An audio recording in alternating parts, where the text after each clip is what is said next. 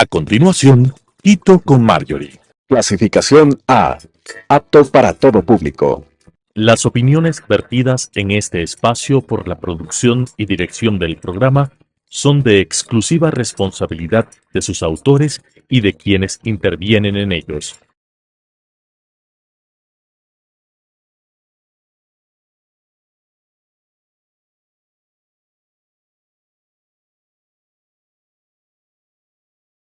Quito con Marjorie. El Ecuador enfrenta una crisis de seguridad sin precedentes, marcada por un alarmante aumento de homicidios, la presencia de organizaciones delictivas transnacionales y una creciente percepción de inseguridad en las principales ciudades. Según cifras oficiales, el país ha pasado de ser un punto de tránsito para el narcotráfico a convertirse en un centro de operaciones estratégicas para estas redes criminales, lo que ha derivado en violentos enfrentamientos y en un deterioro de la convivencia social. Hoy nos acompaña Lorena Piedra, experta en seguridad y con amplia trayectoria en el análisis y diseño de políticas públicas en este ámbito. Con ella exploraremos el panorama actual, los desafíos inmediatos y las soluciones propuestas para devolver la tranquilidad a la ciudadanía. Especialmente en un año donde los planes de gobierno para las elecciones del 2025 comienzan a marcar la agenda pública. Bienvenida, Lorena, y muchas gracias por estar aquí. Muchas gracias. Un saludo cariñoso a tu distinguida audiencia. Gracias a ti, Lorena. Bueno, hay tantos temas para hablar y el tiempo nos va a resultar corto. Quisiera que me ayudes inicialmente con un panorama quizá general, para pasar de lo general a lo particular, sobre la situación que vive el Ecuador hoy en día en tema de seguridad. Bueno, como podemos experimentar, no es un buen momento. Tenemos una serie de problemas que, en lugar de haber sido manejados y haber sido detenidos en algún punto, no han logrado ser puestos un alto, porque precisamente las problemáticas que están detrás del problema de seguridad no son simples de solucionar. Menos aún en un contexto como el ecuatoriano, es decir, un contexto en el que la estabilidad del Ejecutivo y la posibilidad de actuación del Ejecutivo encuentra una serie de impedimentos por la misma dinámica de cómo está estructurado el Estado, ¿ya? Lo que tuvimos en el periodo del anterior cabeza del Ejecutivo, Guillermo Lasso, fue una suerte de bloqueo desde la Asamblea, lo que se va a declarar la muerte cruzada y lo que significó que toda la línea de políticas públicas que estaban intentando solucionar de manera estructurada, organizada, se había planificado muchísimo para abordar y atacar de alguna manera el problema de la inseguridad que tenemos, se quede allí, en el aire. Los planes se quedaron inclusive sin la posibilidad de ser por así decirlo, puestos en conocimiento de la población y de ser ejecutados efectivamente. ¿Qué pasó? ¿No es cierto? Proceso de elecciones, nueva cabeza en el Ejecutivo, por lo tanto cambio de todo el Estado, ¿sí? Empezando por ministros, viceministros y demás, y esto constituye un problema en el Ecuador, porque las cuotas que nosotros tenemos de funcionarios de nombramiento versus los funcionarios de libre de remoción son bajísimas, y entonces resulta que cuando cambia la cabeza del Ejecutivo, no solo cambia toda la gran política que van a implementar o las estrategias, sino que también sale, por así decirlo, en algunas instituciones, el 50, el 60, el 70, el 80, el 90% de los funcionarios, los burócratas que deberían ser de carrera, especializados y seguir una agenda que vaya de la mano de los intereses estatales, resulta que todo esto cambia dentro de las entidades estatales y no es posible implementar nada. Es decir, en ninguna área del Estado de manera coherente, y esto es gravísimo en el sector seguridad. Y no pudimos probar si funcionaba o no funcionaba, porque hace referencia al periodo pasado. Yo fui asambleísta el periodo pasado y de hecho aprobamos varias leyes que igual como se ha hecho actualmente en el legislativo, ¿verdad?, para apoyar la seguridad. Creo que es de los temas, de los pocos temas, por así decirlo, donde se logran aglutinar voluntades en el legislativo, pero te escucho y claro, entendemos que hay una débil institucionalidad cuando me hablas de que cambia el 70% de la gente sí. que está enfocada en realizar un trabajo. Y esta es una característica en general de todo el servicio público, ¿verdad?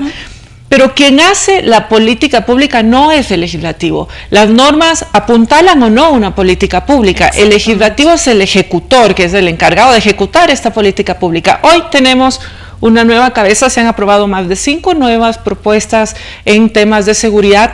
¿Cómo analizamos hoy estas propuestas? ¿Son suficientes? No son suficientes. Tenemos ahí un déficit. No entiendo por qué, cuáles son los motivos detrás. Uno podría pensar mal, pero es mejor no lucubrar. El Ecuador tiene más de 5.000 días, 5.500 días, sin que se haya aprobado una ley específica de inteligencia, que era mandato desde que se aprobó la Ley de Seguridad Pública y del Estado en el año 2009. ¿Ya? ¿Y qué es lo que debería habilitar esta ley de inteligencia? Primero, la existencia de controles horizontales y verticales de la función de inteligencia estatal. Es decir, como un control de cuentas, un check and balance. Una rendición de cuentas que sea real, porque lo que hay en la Ley de Seguridad Pública y del Estado actualmente dejó la puerta abierta para todos los excesos que se dieron con la SENAIN, que son de conocimiento público, se convirtió en una policía política. Pero más allá de esto, ¿no es cierto?, de establecer los controles, debería generar las condiciones legales para que miembros de la policía, de inteligencia, ¿no es cierto?, de las Fuerzas Armadas, pero sobre todo de la policía y quizás civiles en un momento donde la profesionalización llegue a ese punto, sean capaces de infiltrarse en organizaciones criminales y realizar en la práctica tareas de trabajo preventivo desde la inteligencia, posibilidad que en este momento no tenemos, porque no tenemos una ley de inteligencia que esté pensada, o sea, que exista primero, que debería existir y no existe, y que esté pensada estratégicamente desde ahí. La pregunta que yo me hago es, ¿por qué han pasado tantos años sin que se apruebe una ley de inteligencia? Y ¿por qué estamos tan tranquilos con eso cuando tenemos un problema tan grande que nos estalla en la cara, que es organizaciones criminales queriendo poner a su servicio y de su línea de negocio, por así decirlo, el Estado ecuatoriano? Porque esa es la circunstancia que tenemos en este momento que puede describir la situación de seguridad en el Ecuador. Y tenemos por el otro lado, ¿no es cierto?, un Estado que está en una dinámica de conflicto armado interno, pero que no tiene todas las herramientas para enfrentarse estratégicamente a estas estructuras de delincuencia organizada. Si bien hay temas que son puramente de la cabeza del Ejecutivo, hay otros temas que son estructurales, que pasan por la Asamblea y que pasan por los representantes que ha tenido el Ecuador, las provincias en la Asamblea, desde el año 2009, los que han estado en la Comisión de Seguridad y que no han dado paso a estos Más proyectos. bien, claro, hace referencia al año 2009, partiendo de que la Constitución está vigente desde el año 2008 y probablemente, y lo estamos escuchando en varias propuestas de campaña, una nueva constituyente, ¿verdad?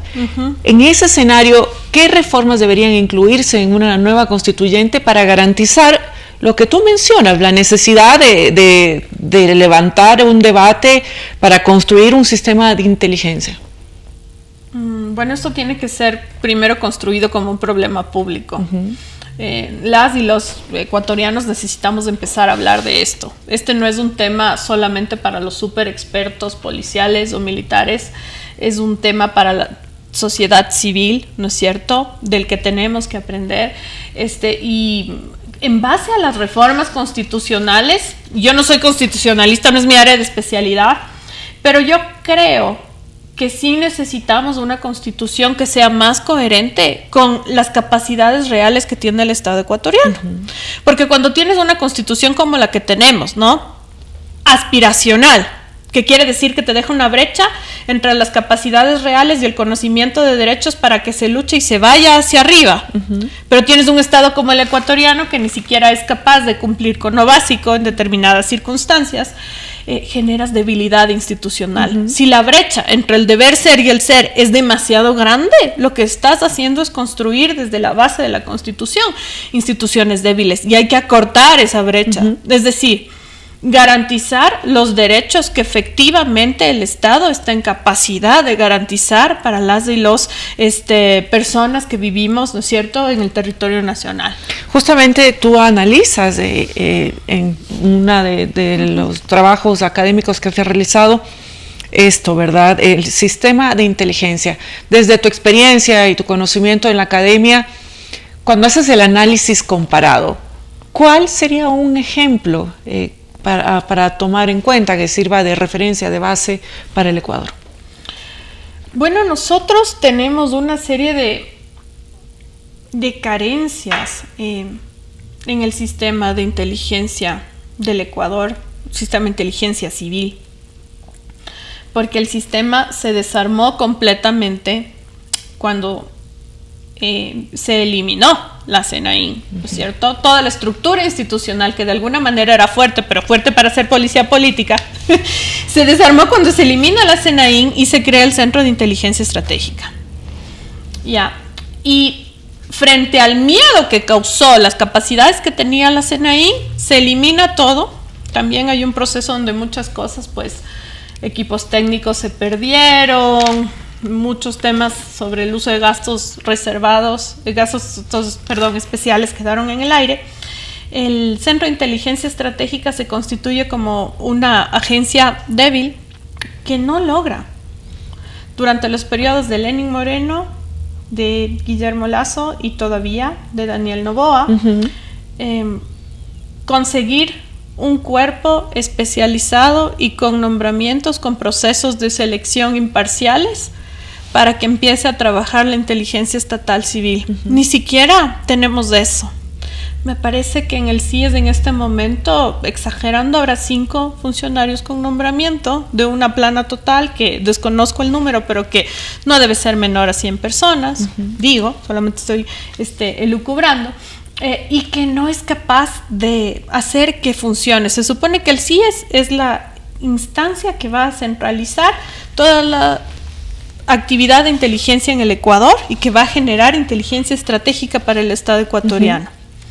Si esta responsabilidad está en manos de analistas de inteligencia de paso, que con las justas, bueno, llegan, ¿no es cierto?, al CIES, hacen un cursito, lo mismo que pasaba con la CNAIN en los lo que hablábamos hace un momento, sí, ¿verdad? La necesidad de profesionalizar. Exacto. En este caso, algo tan puntual, además tan delicado, y que requiere además no solo habilidades específicas, sino también un compromiso con la seguridad, con la ciudadanía. Exactamente, no podemos estar en capacidad de estar 1 o 2 pasos antes de las estructuras de delincuencia organizada. Entonces ese es un problema central. Colombia tiene un proceso de profesionalización que ha tenido ires y venires, pero mucho más avanzado que Ecuador. Yo creo que Chile es un ejemplo que podemos seguir, pero la pregunta central que hay que hacerse es, y hay que hacerse en serio, es ¿a quién le beneficia que el sistema de inteligencia esté tan destruido en el Ecuador y que no sea capaz de hacer lo mínimo que debe hacer para garantizar, ¿no es cierto?, que tengamos al menos una ventaja estratégica en información, ¿no es cierto?, con las estructuras de delincuencia organizada? Lorena, pero ¿cuál sería la respuesta? ¿A quién le beneficia? A las estructuras de delincuencia organizada y a los actores políticos que, bien o mal, tienen una agenda que está marcada, ¿no? Porque tenemos otra falencia, por ejemplo. Ahora, como gran cosa, desde el Consejo Nacional Electoral salió un convenio con la UAFE para ver de dónde provienen los fondos que financian las campañas políticas, justamente en un escenario electoral. Como gran cosa. Eso debíamos tenerlo, de facto, tranquilamente. Hace más, yo te diría, hace más de 10 años, cuando empezaron a notarse en la sociedad ecuatoriana los primeros intentos de pagar a políticos por parte de estructuras de delincuencia organizada. Hace pocos días una reconocida revista internacional, The Economist, sacó un reportaje que debe preocuparnos a todos los ecuatorianos. De hecho, vamos a hablar de este tema la próxima semana en este espacio. Dice, Ecuador es un narcoestado. Qué peligroso, ¿verdad? Ya teníamos indicios de aquello. Lo que parece ser es que los indicios que teníamos se escondieron. Se escondieron precisamente pues porque esto no les conviene a las organizaciones criminales, que se las identifique como están presentes en el estado A, en el estado B o en el estado C. A las estructuras criminales no les interesa acabar con la estructura estatal, les interesa ponerla a su servicio. Si pueden poner a su servicio el Estado a través de acuerdos amistosos y de una aparente paz, pues esto se da, ¿no? Pero lo que estamos viviendo en parte es consecuencia de que la línea frente a la cual el Ecuador se posiciona con el tráfico de drogas cambió y se modificó. Y es cuando se modifica esta línea, cuando explota la bomba del cuartel militar, el cuartel policial en San Lorenzo. En ese momento se da el tema del secuestro de los periodistas del comercio como un acto de estas estructuras, un acto de gobernanza criminal, de decirle al Estado, bueno, tú crees que decides cuando haces incautaciones, grandes operativos frente al narcotráfico, pero tú no decides, yo te pongo las condiciones. Y en ese contexto es que se debe leer la violencia que está sufriendo el Ecuador como actos de gobernanza criminal que están intentando implantar una idea en la sociedad ecuatoriana que es mejor por las buenas, ¿no? Mejor abracémonos, mejor déjennos operar para tener paz en las calles. La idea de la posibilidad de una pax con estas estructuras criminales empieza a sonar y ya sonaba hace más de un año en la sociedad ecuatoriana como una opción válida. Y precisamente estos son los efectos que causan pues estos actos que yo digo son de gobernanza criminal y que se están dejando sentir en el contexto del Ecuador. Nada puede ser leído por fuera de eso, porque lo que tienes por detrás es una disputa por influir en la política pública y por determinar condiciones de operación mucho más favorables y con menos costos para las estructuras de delincuencia organizada. A las estructuras de delincuencia organizada tampoco les interesa que sea carísimo operar en el Ecuador como consecuencia de tanta muerte, de tanto problema con las estructuras institucionales estatales que de alguna manera están haciendo su trabajo, sino que les interesa bajar los niveles de tensión pues y que puedan operar libremente. Y entonces, ¿cuáles serían los siguientes pasos? Porque lo vemos todos los días en las noticias, lo sentimos en la calle, te escuchamos a ti ahora, y no podemos evitar sentir como poca fe respecto a que esto cambie, ¿no? A más de, por supuesto, construir una política pública acorde a las necesidades, hablar de la inteligencia como también una necesidad desde el legislativo. ¿Qué otras aristas deben abordarse al mismo tiempo, entendiendo que esto es un tema estructural y también multisectorial? El sector seguridad debe ser fortalecido de manera urgente, inmediata y profesionalizado. Es que no solamente es el CIES, también es la SNAI, ya esta entidad encargada del sistema penitenciario, que es la instancia ejecutora de un comité que está más arriba y que no existe porque fue eliminado antes de la muerte cruzada, porque se supone que iba a pasar a ser ministerio y por el cambio en el ejecutivo no se concretó.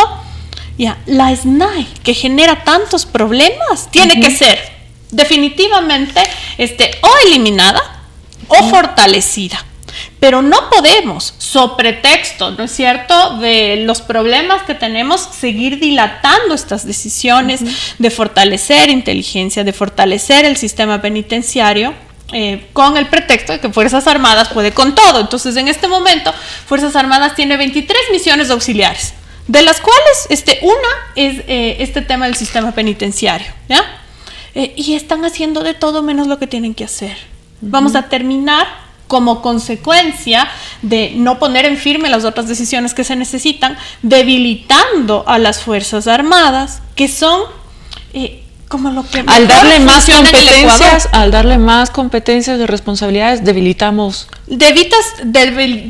su institución, porque tienes 23 funciones extraordinarias que están cumpliendo, para las cuales no tienen presupuesto, no tienen formación especializada y ni siquiera tienen el personal suficiente para cumplir. Por eso han llamado a los reservistas. No estamos viendo el problema de fondo. Decimos, bueno, tenemos Fuerzas Armadas, entonces que hagan todo porque son perfectos para hacer todo, porque están entrenados para cumplir con las misiones en una situación de guerra, no, en las peores condiciones, sin presupuesto y porque están bien estructurados para cumplir cualquier misión. Pero el Estado no puede dejar de hacer su parte y el gobierno nacional, ¿no es cierto? El Ejecutivo, y también los otros poderes del Estado no pueden dejar de hacer su parte, que es trazar la cancha para que el Estado en general, desde otros lugares que no sean Fuerzas Armadas, pueda responder a las necesidades que tenemos. No dejarle el tema energético a Fuerzas Armadas, dejarle las cárceles a Fuerzas Armadas, dejarle todo a Fuerzas Armadas.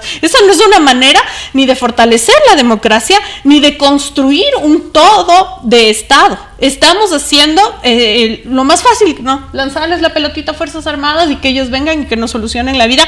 Esa no es una política sostenible en el tiempo. Tú puedes utilizarlos como una medida emergente, pero una medida emergente no puede durar más de 2 años, ¿no? No puede durar ni siquiera 1 año y medio.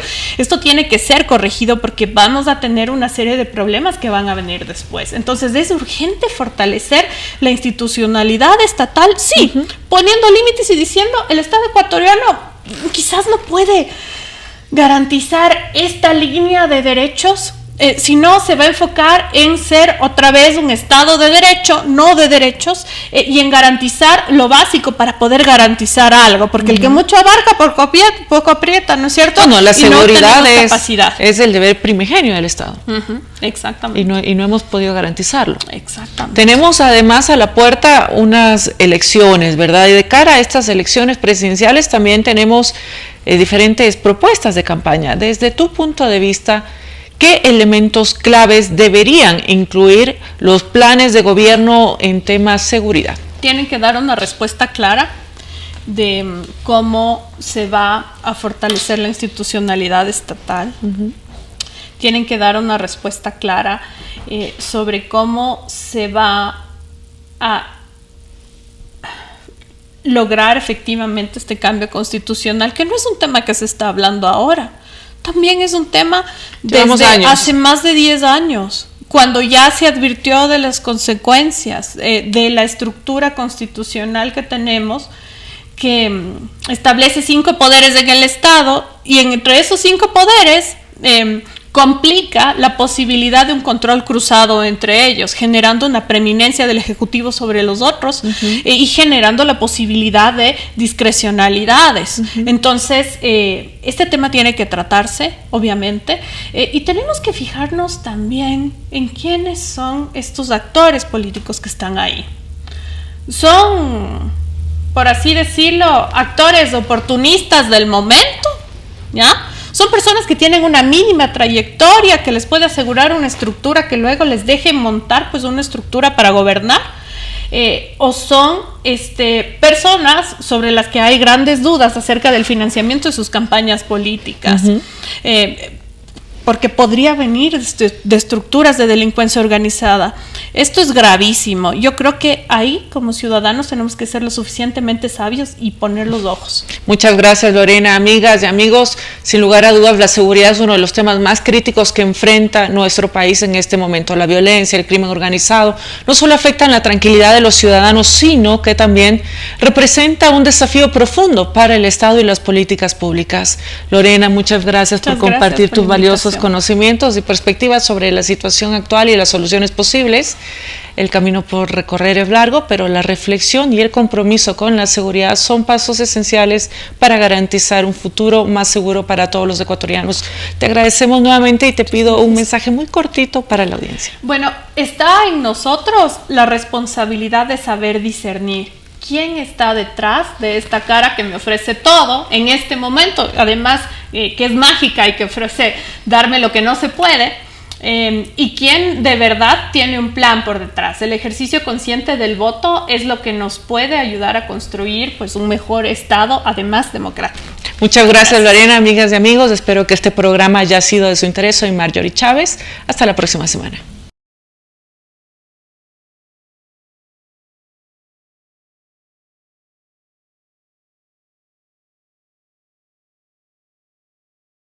Quito con Marjorie. Las opiniones vertidas en este espacio por la producción y dirección del programa son de exclusiva responsabilidad de sus autores y de quienes intervienen en ellos.